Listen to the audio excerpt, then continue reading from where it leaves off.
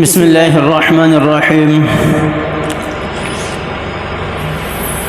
جتنے بھی ہمارے مسلمان بھائی حج کرنے کے لیے جا رہے ہیں، عمرہ کرنے کے لیے جا رہے ہیں، اللہ کو راضی کرنے کی کوشش کریں، اللہ کو راضی کرنے کی کوشش کریں۔ دعائیں مانگیں، دعائیں مانگیں، خاص طور پر وہ دعائیں مانگیں جو آپ صلی اللہ علیہ وسلم سے منقول ہیں حج کے دوران، طواف کے دوران، اور اسی طرح صفا مروہ کے دوران، اور اسی طرح حج کے جتنے بھی ارکان ہیں۔ چھوٹی چھوٹی گائیڈز مل جاتی ہیں، کتابیں مل جاتی ہیں، آپ صلی اللہ علیہ وسلم کے حج کے دوران کی جتنی بھی دعائیں ہیں وہ دعائیں مانگی جائیں، وہ دعائیں مانگی جائیں۔ اور دعاؤں کا تو تسلسل ہونا چاہیے نا، بغیر دعاؤں کے تو بندہ کوئی رہے ہی نہ۔ جو تلبیہ ہے، جو ارکان ہے، ان کو بھی پورا کرنا ہے، ان کو نہیں چھوڑنا، وہ سارے کے سارے پورے کرنے ہیں، اور ان کے ساتھ ساتھ دعاؤں کا اہتمام کیا جائے، دعاؤں کا اہتمام کیا جائے۔ دعا بھی عبادت ہے، دعا بھی عبادت ہے، بلکہ دعا تو تمام عبادتوں کا مغز ہے، جوہر ہے، جوہر۔ آپ صلی اللہ علیہ وسلم کی حدیث ہے نا دعا کے بارے میں، الدعاء مخ العبادہ، کہ دعا جو ہے یہ تمام عبادتوں کا کیا ہے؟ مغز ہے، مغز، یعنی ساری عبادتوں کی جان دعا ہے، دعا ہے۔ دعا کے ذریعے ہم اللہ تعالیٰ کو راضی کریں۔ رکن یمانی اور حجر اسود کے درمیان آپ صلی اللہ علیہ وسلم سے خاص دعا منقول ہے، خاص دعا منقول ہے۔ کوشش کریں کہ ہم وہ دعا مانگیں اللہ تعالیٰ سے۔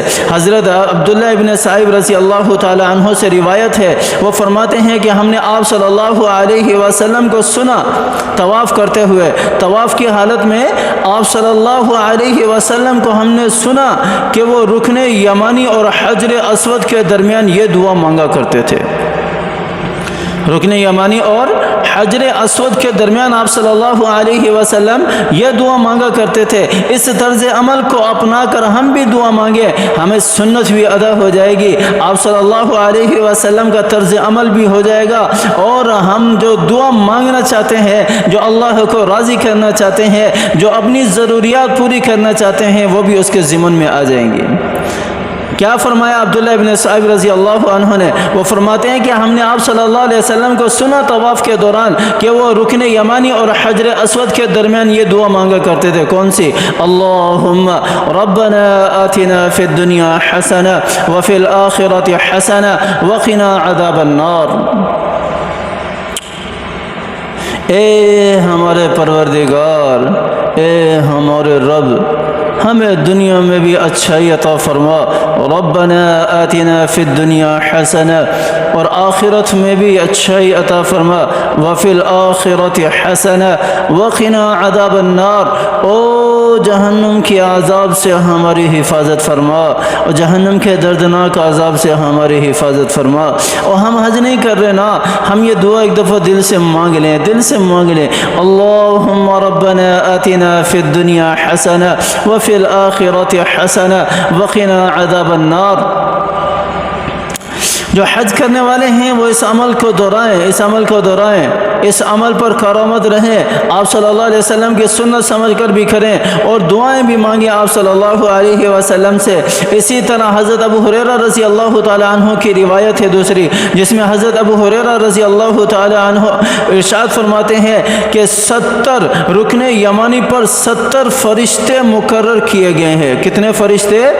70 فرشتے مقرر کیے گئے ہیں جو ہر اس بندے کی دعا پر آمین کہتے ہیں جو اس طرح دعا مانگتے ہیں، جو اس طرح دعا کرے۔ حدیث الفاظ حدیث کے اندر موجود ہیں دعا کے، کس طرح دعا مانگنے پر 70 فرشتے رکن یمانی پر مقرر ہیں، جو بھی حاجی جو حج کرنے والا ہے، جو بھی عمرہ کرنے والا ہے، جو طواف کے دوران رکن یمانی پر یہ دعا مانگے گا، وہ 70 فرشتے اس کی دعا پر آمین کہیں گے، 70 فرشتے اس کی دعا پر۔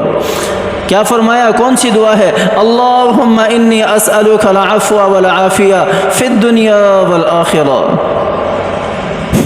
دنیاوی بھلائیاں بھی ہے، اخروی بھلائیاں بھی ہے۔ اللہم انی اسألک العفو والعافیہ فی الدنیا والآخرہ، ربنا آتنا فی الدنیا حسنہ وفی الآخرۃ حسنہ وقنا عذاب النار، وقنا عذاب النار۔ اس دعا مانگنے والے رکن یمانی پر 70 فرشتے مانگنے والے کی دعا پر آمین کہتے ہیں. 70 فرشتے.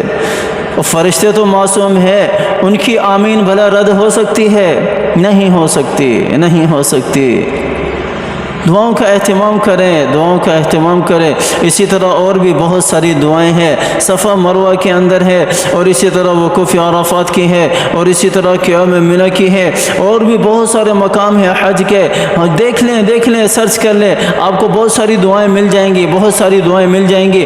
حج کرنے والے حضرات دعاؤں کا ضرور اہتمام کریں، اپنے لیے بھی، اپنے مسلمان بھائیوں کے لیے بھی، خاص کر غزہ کے لیے دعاؤں کا اہتمام کریں. اللہ تعالیٰ ہمارے جتنے بھی مسلمان بھائی ہیں وہاں پر ان کی مدد فرمائے، ان کی پریشانی اور مصائب ختم فرمائے، ان کے اوپر جو ظلم و ستم ہو رہا ہے اس ظلم کو بھی ختم فرمائے. اللہ تعالی ہماری دعاؤں کو قبول و منظور فرمائے.